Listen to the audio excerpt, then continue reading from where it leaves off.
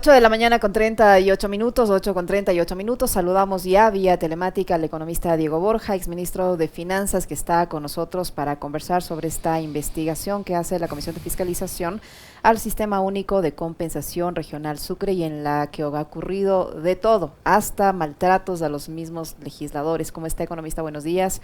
Bienvenido. Cuéntenos en qué consiste esta investigación, qué es lo que se busca determinar o qué es lo que la Comisión busca determinar en este tema, cuál es el delito o el aparente delito que se habría cometido a criterio del presidente de esta Comisión de Fiscalización. Buenos días, bienvenido. Le acompañamos quien le habla, Licenia Espinel y Alexis Moncayo.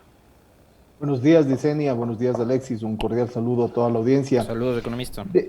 Mire, yo lo que creo es que la comisión presidida por Fernando Villavicencio ha intentado elevar mediáticamente el tema del sistema unitario de compensación regional para bajar mediáticamente el escándalo de los Pandora Papers.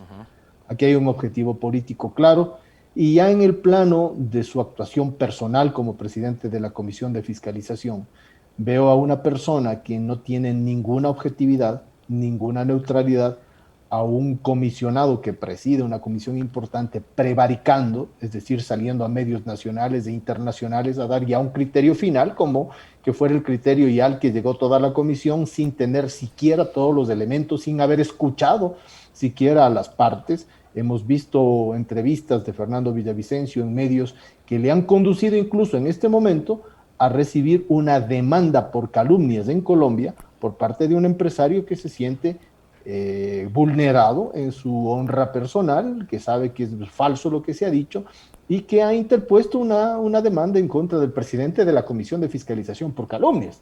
Entonces vemos a una persona que dirige una comisión importante poniendo la bilis por delante, el hígado por delante, porque ahí hay un tema de resentimiento y odio que claramente está mostrado y que no se resiste, no lo puede esconder. Y eso se ha visto en las formas de confrontación a los que hemos participado, incluyéndome a mí, ¿no? Y a otras personas, porque está primero una visión ya a la cual él ha llegado ya como conclusión final, sin siquiera entender y conocer de qué se trata el sistema. ¿Hay algún delito cuando se utilizó este sistema? ¿Se cometió algún delito? ¿De qué es lo que se les está acusando? ¿Qué es lo que se supone el señor Villavicencio considera que es delictivo al utilizar este sistema regional? Él ha utilizado el hecho de que una empresa ha realizado su sobrefacturación de exportaciones como la prueba para decir que todo el sistema es un sistema que generaba sobrefacturación de exportaciones. Es tan falaz ese argumento como decir lo siguiente: los exportadores que utilizan el dólar son muchísimos, son miles, son millones probablemente, y de repente por ahí hay 1, 2, 10 exportadores que utilizando el dólar sobrefacturan o subfacturan exportaciones, y que por tanto el dólar es el problema. Tan falaz como eso. Ni el dólar es el problema, ni el sistema unitario de compensación regional es el problema, ni el sistema de pagos de la LADI es un problema, ni el sistema europeo de pagos es un problema. Es la conducta de ciertas personas que utilizan su condición de exportadores o importadores para infringir la ley, usando cualquier sistema, el sistema comercial o el sistema de compensación en el cual están inmersos acuerdos entre países. Entonces es un argumento falaz, porque a base de una empresa que probablemente lo ha hecho, no está al final definido, que probablemente lo ha hecho, se quiere señalar que todo el sistema fue configurado para eso, con un claro objetivo político, de decir que el sistema que se realizó durante la presidencia del presidente Correa iba orientado a ese objetivo, cuando eso es, ya le digo, tan falaz como decir que cualquier sistema facilita prácticas ilícitas. Economista, un poco para entender aquello,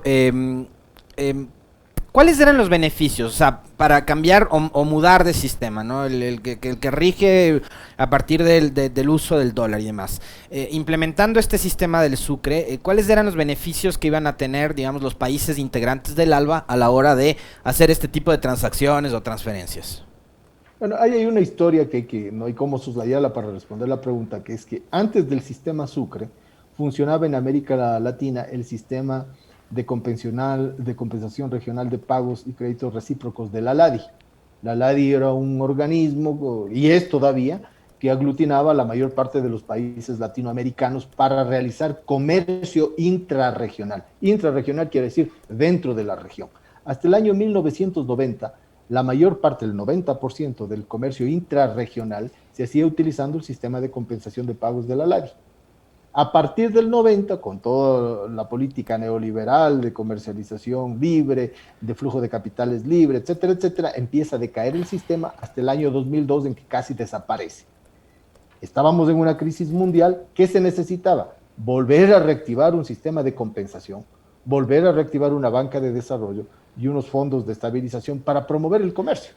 Entonces, se genera este sistema de compensación unitaria que tenía previsto además abarcar a toda América Latina, se quedan solamente algunos países y se promueve entre esos países ¿qué? Varias cosas. Primero, que haya un ahorro de divisas. Segundo, que no sea tan costoso el comercio internacional y que por tanto puedan acceder pequeñas y medianas empresas. Y tercero, que se acceda a créditos de liquidez si es que alguno de los países tenían déficits, que quiere decir un déficit, que compra más de lo que vende. Entonces, era un sistema básicamente para contribuir al comercio intrarregional, favoreciendo además a actores económicos que normalmente están excluidos del comercio internacional porque es muy costoso. Una carta de crédito para exportar o para importar es muy costoso. Los trámites del comercio internacional son muy costosos. Las necesidades de liquidez inmediata obligan a que las personas tengan en una cuenta los dólares para comprar en el caso de importar y viceversa, porque si es que no se importa, no se vende, no se exporta. Entonces, esto favorecía a los países y a los actores económicos más pequeños. Economista Borja, el gerente del Banco Central, el señor Avellán, durante su comparecencia ha insistido en que se denuncie este tratado de compensación regional y también dijo que habrían algunas inconsistencias. Usted puede escuchar esta comparecencia, ¿en qué consisten esas inconsistencias y en qué beneficia o perjudica el hecho de denunciar este tratado? Sí, tres cosas. La primera, el señor Avellán parece que fue funcionario también del Banco Central durante la época en la que se estructuraba el sistema. Y no he encontrado reporte alguno en el que diga esta boca es mía en ese momento. Claro, ahora como funcionario alto del gobierno le toca alinearse con esta postura de disminuir los procesos de integración, de vulnerar los procesos de integración, de denostar los procesos de integración y de más bien adscribirse a este tipo de negociaciones bilaterales de libre comercio y de concepción absolutamente neoliberal, ¿no? Incluso en los considerandos de la ley que manda el presidente a la Asamblea, en esta ley que se está tratando ahora, se toma ahí, y esto no se hace en los otros países de la Alianza del Pacífico. El Ecuador no es parte de la Alianza del Pacífico, que es una asociación más de carácter neoliberal, y sin embargo se pone eso ahí. Entonces entendería que es un funcionario que tiene que alinearse con eso. Segundo, ¿qué inconsistencia señala él? Una inconsistencia que se deriva de la información que le permite obtener el sistema Sucre. El sistema Sucre es un sistema de absoluta y clara trazabilidad. Mire, esto que señala el señor Avellán sucedió en el 2013. Estamos 8 años después. Esa información la puede obtener porque el sistema la considera, el sistema la tiene en su proceso informático. Hoy, 7 años después, no ha desaparecido, no la han bajado de la página web, como se suele bajar incluso información de la página web del SRI, actualmente, ¿no? Cosa que no sucede cuando usted quisiera buscar, por ejemplo, la trazabilidad de transacciones en el sector bancario comercial. ¿Por qué? Porque en el caso del sistema unitario de compensación, el Sucre, la información es propiedad del Banco Central. En el otro caso, la información es propiedad de los bancos privados, sujeta a sigilo bancario, sujeta a la opacidad de esa información, incluso garantizada por ley. Entonces, ¿qué inconsistencia, en tercer lugar, encuentra el señor Avellán? Que las informaciones financieras no cuadran con las informaciones físicas. Dicho de otra manera, que la información que tiene el Banco Central no cuadra con la información que tiene la SENAE. Que ahí hay un claro problema de sobrefacturación. Entonces, si el problema es sobrefacturación, hay que ir al punto, al meollo del asunto. ¿Quién está sobrefacturando? ¿Quién está enviando menos producto del que dice? ¿O quién está enviando un producto que tiene un valor distinto del que dice? Y aplicar la ley en contra de esa persona. Pero ¿saben qué sucede? ¿Qué es lo de locos aquí? Que hace poco el presidente de la República, Lasso, vetó la ley que penalizaba estas prácticas. Vetó parcialmente, o sea, los artículos que hubieran permitido que las prácticas de sobrefacturación sean penalizadas, el presidente las veta de la ley. Entonces, ¿de qué estamos hablando acá? Porque fíjense ustedes que hay una organización que se llama Global Financial Integrity en Washington, que dice que hay una distorsión de comercio en el Ecuador de 2.500 millones de dólares. 2.500 millones de dólares no coinciden entre las exportaciones que se declaran y las importaciones que en cambio se reciben en los países a donde se dice que se vende. Ahora, no con el sistema Sucre, con los sistemas comerciales. Entonces, pregunta, y con eso solamente termino, ¿por qué el presidente vetó una ley que permitía penalizar este tipo de prácticas con el Sucre o sin el Sucre? Economista, ¿cuál es, digamos, cuál era la orientación, el sustento y cuál cree además usted que era el objetivo de tratar de involucrar el debate sobre este tema, de este sistema de compensación Sucre, con el famoso lavado de activos y esta coyuntura? Porque usted además se refería a que esto lo eleva el perfil la comisión que preside Fernando Villavicencio, que es a esta hora el principal aliado que tiene el gobierno del presidente Lasso en la Asamblea, justo cuando se está tratando lo de los Pandora Papers, ¿no? Y además, y otros temas adicionales, la inseguridad, las cárceles, etcétera. Pero ¿cuál habrá sido la motivación, el argumento y el objetivo de vincular esto con el supuesto lavado de activos? Bueno, creo que el señor Villavicencio le está haciendo un flaco favor al gobierno, porque está haciéndole quedar mal, pésimo. Es decir, queriendo mezclar magnesia con gimnasia, como le dijo un compareciente el otro día. No tiene nada que ver lo uno con lo otro. Los problemas de lavado de activos son problemas delincuenciales, son delitos que se persiguen además transnacionalmente. Si la Interpol en un momento determinado, un gobierno puede interponer una querella criminal por lavado y esto es un delito transnacional, puede ser la persona involucrada tomada en cualquier parte del mundo. Es un problema que además tiene que basarse en hechos concretos que son posibles de verlos con facilidad, porque muchas de estas transacciones se las hace utilizando los sistemas actuales de transferencia, muchos de ellos bajo control de organismos federales, en el caso de la Reserva Federal Norteamericana, o de empresas privadas que son además terciarizadas de información y transacción, como los códigos SWIFT que están asentados en un país europeo. Entonces, esto es fácil de ubicar si se tuviera la voluntad. Como es fácil de ubicar los dineros que se guardan en las guaridas fiscales si es que se tuviera la voluntad. Porque todas esas transacciones utilizan estos mecanismos transaccionales que se vuelven opacos por las legislaciones que permiten que se vuelvan opacos, no por sí mismo. O sea, es como que si tuviéramos nosotros un tren que está yendo en un carril de tren al aire libre y que de repente entra en un túnel. Y en ese túnel puede parar el tren, bajarse una persona, subirse otra, meterse mercancías. No se ve aparentemente porque no se quiere ver, pero si usted pone cámaras dentro del túnel, puede ver perfectamente lo que sucede. Lo mismo sucede con los procesos de lavado. Entonces, no son los sistemas transaccionales, ninguno, ni el sistema Sucre, ni el sistema LADI, ni el sistema europeo, ni el sistema de la banca comercial, el que favorece o no favorece una práctica ilícita. Son las personas que realizan prácticas ilícitas las que pueden utilizar cualquier sistema. El sistema dólar, el sistema euro, el sistema yuan, el sistema rublo, o el sistema de monedas locales, o cualquier sistema.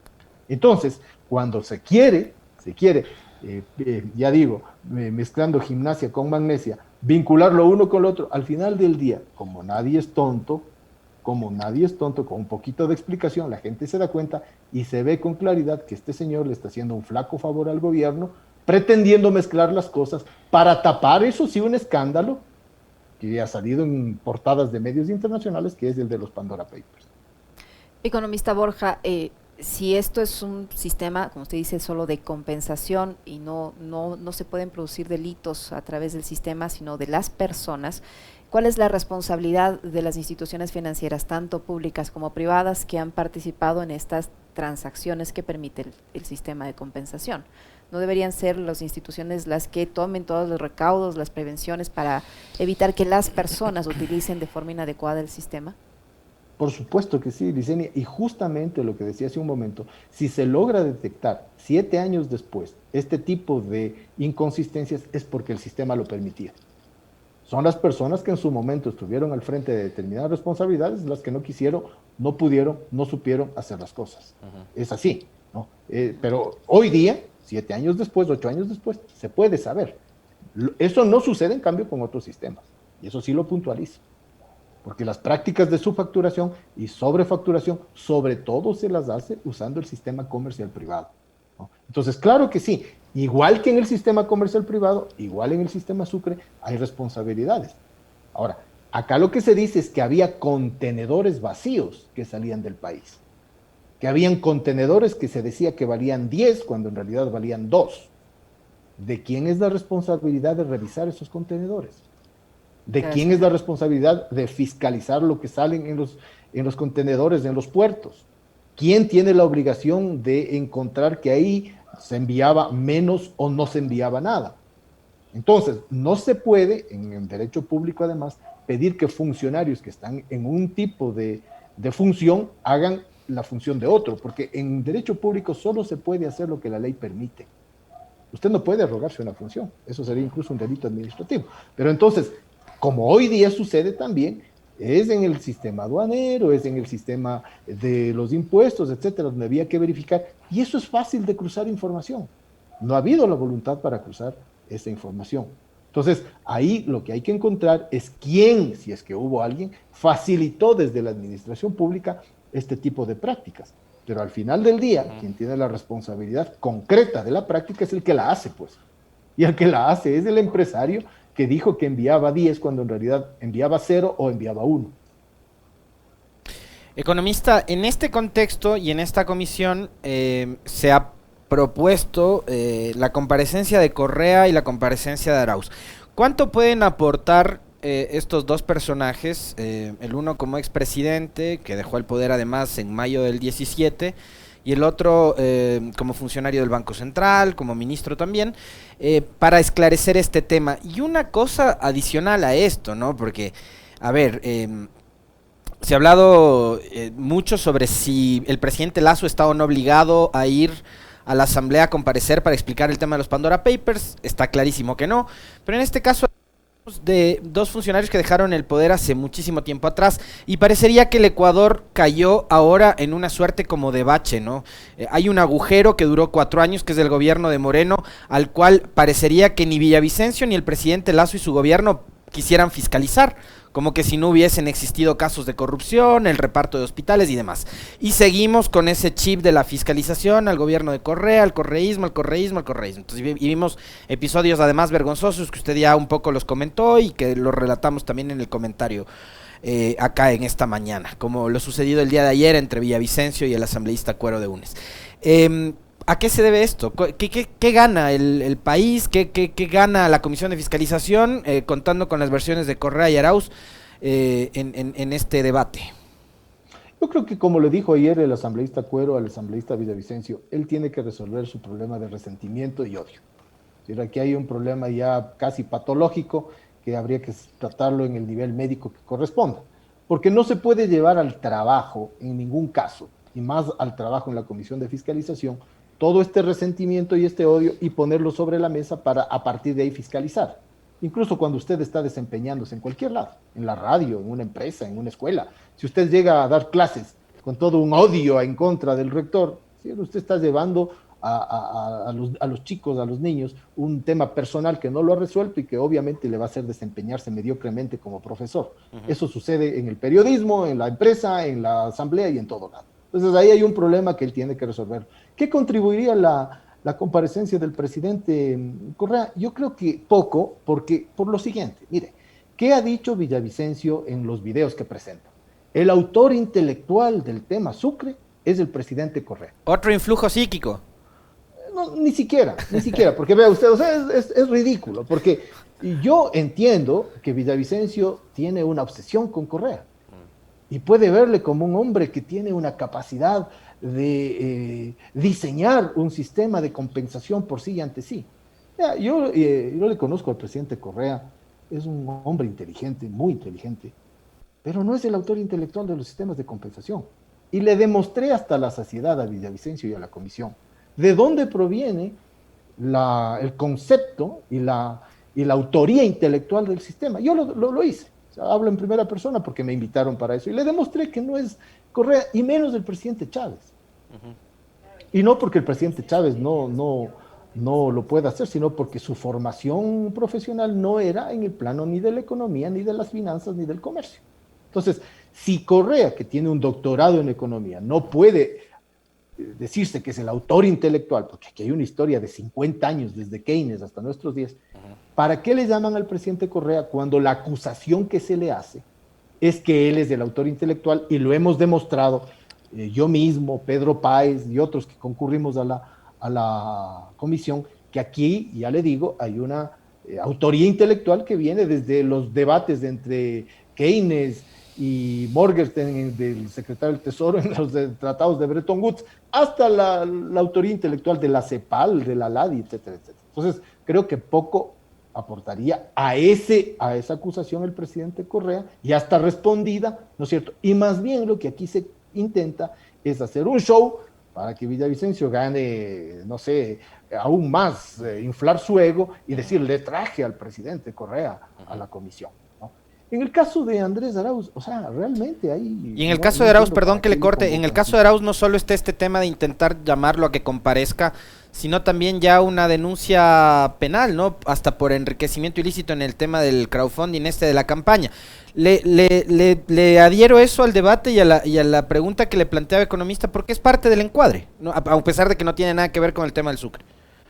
Es que no tiene que ver en ninguno de los dos casos, porque mire usted, en el caso del Sucre, Andrés Arauz, que era mi colega de trabajo en esa época, era el director bancario. O sea, él no fue ni delegado al Consejo Monetario Regional del Sucre, ni participó en las discusiones conceptuales del Sistema Único de Compensación Regional. Como funcionario inteligente que además es, daba sus aportes en cuanto a un criterio personal, profesional sobre una u otra cosa, pero él no tenía responsabilidad alguna de manera ni operativa, ni conceptual, ni legal sobre el tema. Entonces, creo que también ahí el intento es decir, a ver, como Correa es el autor intelectual de este sistema, entonces como Arauz es el candidato del correísmo, por tanto, falazmente, están vinculados. Nada que ver. Acá y es algo que debería conocer el presidente de una comisión de fiscalización.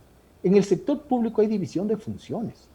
En el sector público hay responsabilidades individuales y funcionales. Ayer se referían al ex fiscal general del Estado como su fiscalía. O sea, fíjese usted lo que está en el lenguaje del señor. El señor cree que como es su fiscalía, es en este caso su comisión de fiscalización. Ni es la fiscalía de Galo Chiriboga, ni es la comisión de fiscalización de Villavicencio. Son órganos del Estado a los cuales los funcionarios públicos tienen que responsabilizarse de sus acciones. Y no pueden hacer más allá de lo que la ley les permite. O sea, no puede el día de mañana Villavicencio ir y pedir que se abra un contenedor sin orden judicial o sin orden del director de aduanas, por más presidente de la comisión de fiscalización que fuera, porque alguien le podría acusar de que está arrogándose funciones. Entonces, creo que aquí no hay una comprensión de que hay divisiones de funciones en el sector público donde cada uno cumple su tarea, y Andrés Arauz, en lo que le estoy mencionando, cumple una tarea de director bancario. O sea, estaba en una área que si algún vínculo podría haber tenido con el sistema, claro que sí, no era ni directamente ni legalmente responsable de lo que sucediera en el sistema unitario de compensación regional, que además era un buen sistema, como lo fue el sistema de la LADI, no, dicho sea de paso. Le agradecemos muchísimo, economista Diego Borja, por haber aceptado la invitación a esta entrevista. Fuerte abrazo.